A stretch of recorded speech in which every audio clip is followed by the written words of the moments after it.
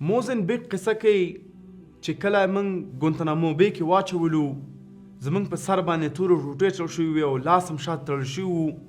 او په دې جریان په دې فکر کې یم چې موږ ګوانتانامو ته راغلو، زما فامیل سره، زما پلار سره، زما اولاد سره به کیږي څه، ما سره به څه کیږي.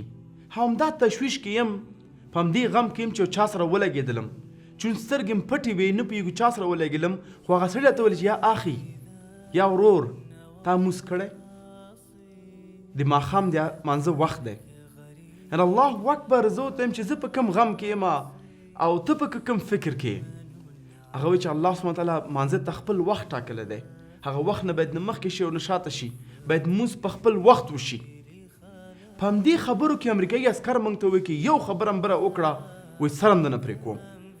موزنبیک وایي چې زما هر څه بدل شول، چې دې ځوان ته وګوره چې زه په کوم غم کې یم او دا د مانځه په غم کې دی. نو ما ورته وویل چې یا اخي، ته تیار چپ طرف ته یې، ته امام شه، ماښام مونځ به یو ځای سره وکړو. په ناسته باندې لاسونه هم تړل شوي دي. بیا هغه امریکایي عسکر اواز کو، چپ شئ که هم دا اوس هم سر درنه پرې کومه، که هم دا اوس هم ولمه. او دې ورور وویلې الله اکبر. د مونځ شروع کړو او ما مو سره مونځ وتړو. مانځه نه بعد موږ هغه کس ته امریکایي عسکر ته وویلې که وسه دې کېږي موږ په مانځه باندې ووژنه.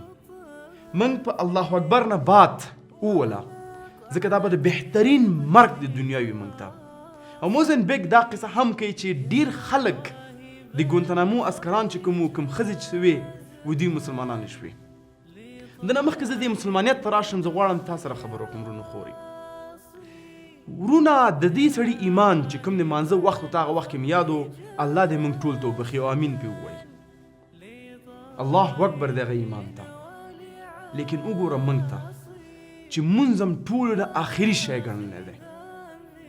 صحیح حدیث دی رسول الله صلی الله علیه وسلم چې څنګه هم بنده قبر ته کېښودل شي، مسلمان قبر ته کېښودل شي، اولین پښتنه د مانځه ده. که د هغه مونځ صحیح و، انشاءالله نور معاملات به هم صحیح وي. اولین پښتنه څه شی کېږي؟ د مانځه کېږي. چې صحابه کرام منځ کې یا په هغه وخت کې چا هم زکات نه ورکو، روژه نه نیول، هغه ته بانه جوړېدله، کیدای شي مریض وي، کیدای شي غریب وي، چې چا به مونځ نه کو، هغه ته به هیڅ یو بانه نه وه. ترک الصلاح فقط د اسلام او د کفر و. حتی په دې کې علما اختلاف لري، څوک چې مونځونه کې 2 وخته سر په سر بدون د کوم دلیل نه، که ماسپښین او مازدیګر بدون د کوم دلیل نه مونځونه کې او ماښام مړ شي، په دې کې علما اختلاف لري چې آیا دا کافر مړ کېږي که مسلمان مړ کېږي. یعنی مونځ دومره ډېر مهم دی. د هر عمل دپاره که تاسو متوجه شئ، د هر حکم دپاره الله سبحانه وتعالی جبرائیل امین لیږلی دی. لیکن مونځ دپاره رسول وسلم اسراء المعراج ته تللی و او الله ورته مونځ ورکړو. یعنې مانځه باندې سبا پورې زه خبرې کولی شم. که غواړئ چې ستاسو اوله شپه په قبر کې رڼا وي او تر آخرته پورې کامیابي وي، نو خپل مونځ مه هېروئ. موږ الحمدلله په ایلورنا کې مکمل فری کورسونه لرو، یعنی چې فری په پښتو په دري کې د الف نه ته یې پورې تاته د مانځه طریقه ښیي. زه په دې پوهېږم چې بعضې ورونه په مانځه نه پوهېږي، شرمېږي چا نه پوښتنه وکړي، بعضې خورګان نه پوهېږي، شرمېږي چا څه نه پوښتنه وکړي، نه شي کولی شرم لا چا نه پوښتنه چې خپل مونځ اصلاح کړي. دا بهترین طریقه چې خپل موبایل کې لیپټاپ باندې کولی شي تاسو دغه فری کورسونه لاسته راوړئ او د خپل د مانځه طریقه زده کوئ. راځم د موزنبیک بېرته قصې ته. یو خور چې د تماس نیولی و چې ما اسلام قبول کړی، زه ستاسو عسکر وم، په دروازه کې پیردار وم. وایي ولې د اسلام قبول کړو؟ دا پوښتنه ترې وشوه. او هغې خور وویلې چې کله هم تاسو باندې هر رقم درد راتو، تاسو به الله سره خبرې وکړې، تاسو به مونځ وکړو، تاسو به الله سره ځان رابطه کې کو، تاسو نه به هغه درد هیرو، تاسو نه به غم هیرو، تاسو نه به تشویش هیرو، تاسو به بیا خوشحاله وئ، با امید ژوند به م کو، او د هر یو ستاسو چې مخ ته راتو، هر حالت چې مخ ته راتو، په هغه حالت هم خوشحاله وئ. برکت د څه شی و؟ د الله سره رابطه و. او الله سره رابطه په څه شي باندې کېږي؟ په مانځه باندې کېږي.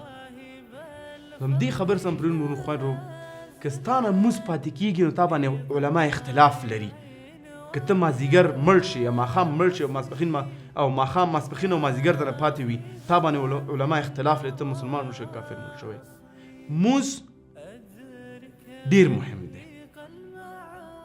نو دې دپاره په وخت سره وکوئ، طریقه زده کوئ، نه فقط چټنګي واره کوئ تر څو پوهېږئ چې د الله عبادت وکوئ، د الله رضا لاس سره وړئ چې چا سره د الله رضا شته دی هغه په دې دنیا په آخرت کې کامیابه دی. نو انشاءالله د کلي د کامیابي لاس راواخله هغه مونځ دی او بیا مو پرېږده انشاءالله. که اوس پوزې پرېښئ هغه دپاره توبه وباسه دنه پاتې پرېږدئ. جزاک الله خیر.